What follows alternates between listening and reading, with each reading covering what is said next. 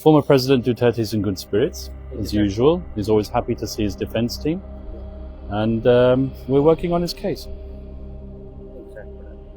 So, Attorney Kauman, the ICC is in trouble after the U.S. placed sanction on Chief Prosecutor Karim Khan, who also faces a serious personal allegation. His email and bank account are reportedly blocked. So, our question is, number one, what happens now the case against former President Duterte? And number two, if the Chief Prosecutor can't do his job, who will handle the case? Number three, and how should the Philippine government deal with this, knowing the ICC is being questioned and the US is against it? Well, let's start with the last question. I think that the real prosecutor in this case is actually in Manila, sitting in his palace. He's the person who threw President Duterte over here to The Hague. He's the person who used the office of the prosecutor as a tool in his political campaign, and it won't work. Now, regarding the sanctions, the US sanctions, these were imposed. I don't think it has anything to do with the Philippines situation. As you may be aware, President Trump is pretty annoyed with the ICC because of the investigation into what so-called Palestine situation.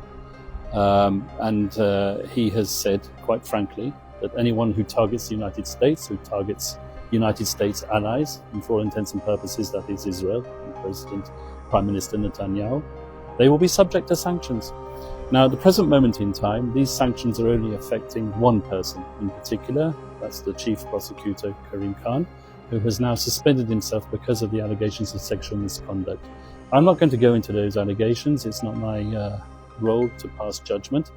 But he is being investigated by the United Nations, and the United Nations Office of Internal Oversight Services will come back with their decision on the matter in due course. And then whatever happens to Chief Prosecutor Khan will happen.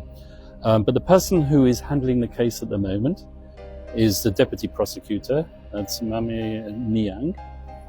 And he has overall control of the case, and he is the person who is now signing off on documents in President Duterte's case.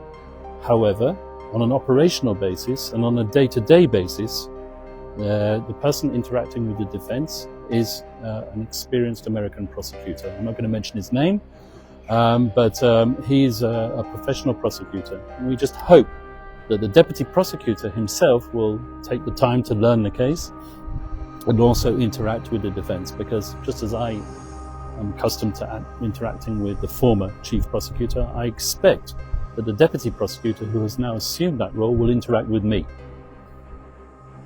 Attorney, with respect to the application or the motion that you filed pertaining to the disqualification of two of the three judges, we are awaiting the result of that. Do you have insights or further already information with respect to the result from the plenary session? Well, let's get this straight. I'm defense counsel. I don't sit in chambers. I'm not a party or a fly on the wall in the discussions of the judges themselves. The judges, as you will be aware from the decision which was issued, have been required, I'm talking about the two judges who the defense requested to disqualify, have been required to make their observations by a certain date, and that was yesterday. They would have made their observations. I'm not sure whether those observations are disclosed to defense counsel at this moment in time. And they will be disclosed in due course once the plenary have sat and once the presidency renders its decision, and we will know what they decide. Let me make one thing clear. We invited the judges to disqualify themselves, or to excuse themselves, right, as a matter of courtesy and out of respect. They said that we shouldn't do that. Well, we shouldn't do that, but we acted out of politeness and courtesy. It's not our position to criticize judges.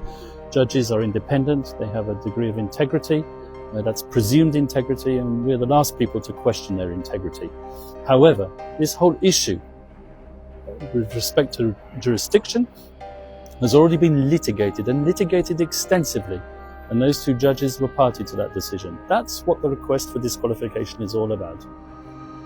Attorney, it is also a known fact that the former president is now the mayor of the city of Davao. Are you already processing everything with respect to his oath-taking?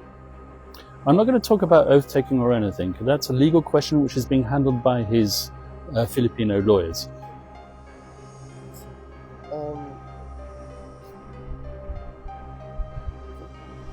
73 days. Oh yeah, he's been there for 73 days already, held inside the ICC detention facility.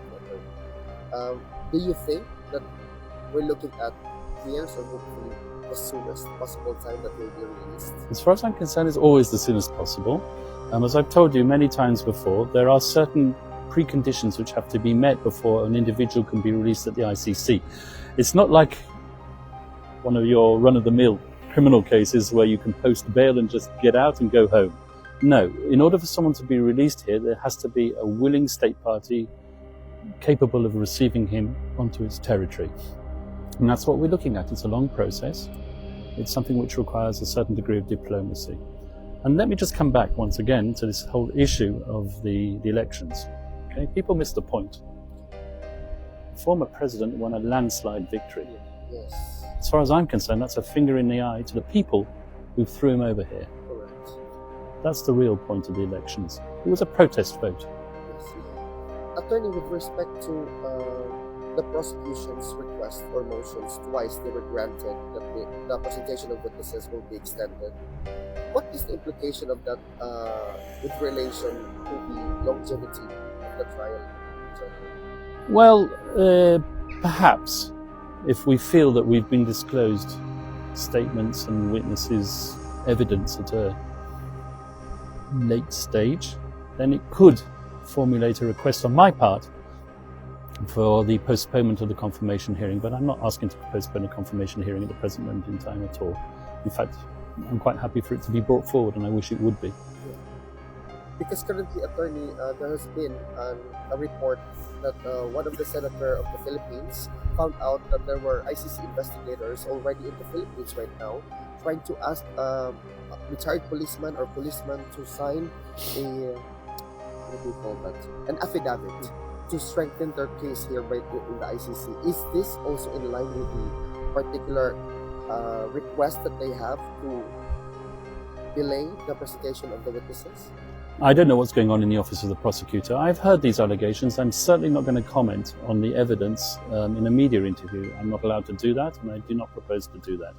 But I've certainly heard of these allegations, and they will be processed by the defense team and used in due course.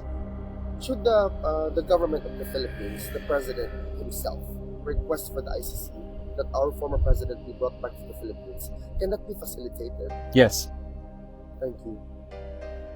Attorney, is there something that you want to address the Filipino community all over the world with respect to what's happening, what we see as an illegal detention and a curtailment of his freedom as a Filipino citizen?